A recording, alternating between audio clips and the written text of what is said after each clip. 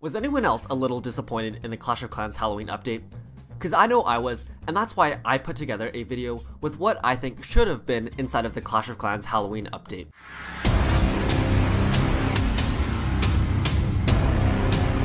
Hey, what is going on, you guys? If you are new to the channel, please consider subscribing so that you do not miss any new videos, and let's see if we can hit today's like goal of 1,000 likes. And before we get into today's video, I wanted to disclaim that 1, these are not leaks or from Supercell in any way. These are all incredibly well done concepts that look super legit. And that leads me into number 2, that these concepts were all done by the infamous Vovson, so make sure to check out his channel to see his explanation for all of these concepts, as well as a bunch of other cool concept ideas. His link to his channel will be in the description below. So anyways, without further ado, let's get into today's video. So the first thing that I would have added to the Clash of Clans Halloween update is a Halloween themed game icon. I mean, it's so simple and fairly easy to do that I don't know why Supercell didn't do it in the first place. All it is a pumpkin-headed barbarian with a green glowing background that would have been really cool to have added inside of the game, or not really even inside of the game, just as an added icon. So that would have been pretty sweet. And then the next thing would have been actually for the night mode, but not just for the night base, it would actually be night mode for both bases. So it would give off a bit of a Halloween-y vibe to the game and make things a little more spooky. And then they could also add glows to the decorations and pumpkins and stuff like that, as shown in one of his concepts here, where you can see the glowing eyes within the pumpkin. So that would be pretty sweet in my opinion. And then also the army camps would glow, everything even in the regular village would glow. And then you would also have an option to toggle that on or off at your discretion for whatever reason. I think I would definitely be playing with the night mode because I think that would be really cool. And since it would only be a limited time, I would definitely try and get the most out of it. And the next part is actually clan customizations. This would have gone super nicely with what they had already added, since that whole update was kind of based around like customizing your clan and like adding stuff like the new clan badges, the new donated troops walkway, and stuff like that. So his idea would be to add like your clan flag. So since you got to choose that emblem, they would add that flag all around your base. They would put it on top of troops, on buildings, and you could even have your own clan flag. So if we take a look at the first picture, you can see the flag hanging down from the archer towers, and then in the next, the balloons have the painted on flag, which I think would be really cool with some of the other designs that you can have for emblems, maybe even like a rainbow balloon. How sweet would that be? So that would be pretty cool, and then you can also get your own personalized clan flags. All of those look really sweet, and then you can see one big picture of all of them again here, and then also on the bomb tower. So those would all be pretty sweet.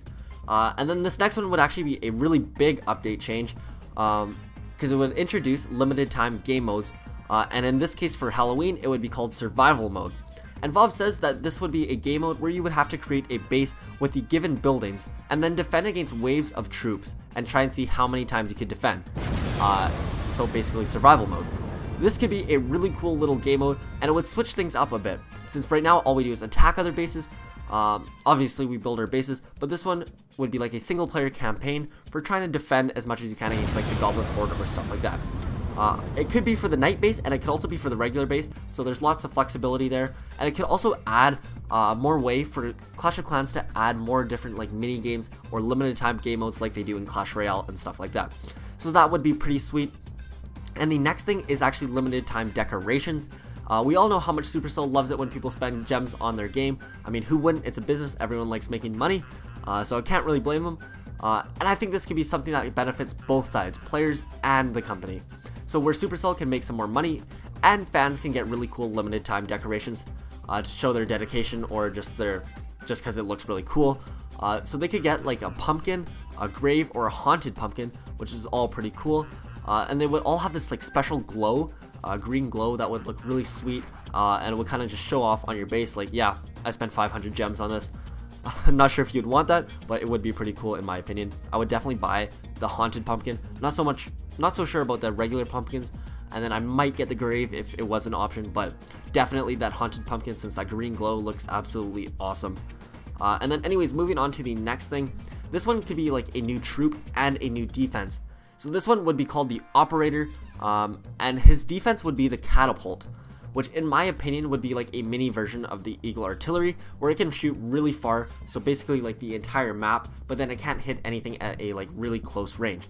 So basically like the miniature version of the a miniature version of the Eagle Artillery. So it would pretty much be unlocked at a lower Town Hall level in my opinion. I would say probably level 8 would be pretty good, since like Town Hall 9 has the Expo, Town Hall 10 has the Inferno. Each of those Town Halls unlock something new, but Town Hall 8 doesn't really get anything new at all, except for the Bomb Tower, which isn't too exciting. So either Town Hall 7 or Town Hall 8 would be pretty sweet. And then it's kind of like a mix between a mortar and an Eagle Artillery. It'll do micro damage compared to the Eagle Artillery, so not much at all, but then it'll also shoot at the entire map, unlike the mortar. And I think the new troop could either be like a mobile catapult, which basically just does long range and attacks really slow, stuff like that, or it could actually be the actual operator who goes into battle himself. So the operator could be like a really fragile troop, and target defenses only. So he'd be really fragile, like a one hit and then he's like dead, but he could dismantle or destroy a defense in one hit, so he could be super powerful. So obviously the mechanics for this troop would be balanced by Supercell, so that they're not too overpowered, but I think that it would be a fairly unique feature for this troop, since there's nothing like this in the game right now, but it also sounds kind of OP, to be honest, so I'm not sure how that would work. But anyways, that brings me to the next one, which is the Watchtower. The Watchtower is one of my favorite ideas of all of Volvovson's concept ideas. I think he actually worked on this one with Past Amazing. I can't quite remember, but basically you could buy the Watchtower from the shop. I'm not sure how many you would be able to get, but basically you would either be able to place it on top of walls, so it'd be like a defense on top of a wall, or it could go on top of your Town Hall, so your Town Hall could actually defend itself. So how sweet would that be? It would add so much more strategy to building bases and be a really cool feature within the game. A lot of people have been asking to be able to build stuff on top of walls, so this would answer a lot of people's prayers, and then also be really cool on top of the Town Hall. And then I'm not sure if it would just be like a single archer, so like half of an archer tower on top of like a wall or a Town Hall, because in one of them there's a goblin on top, so I'm not sure what those would do.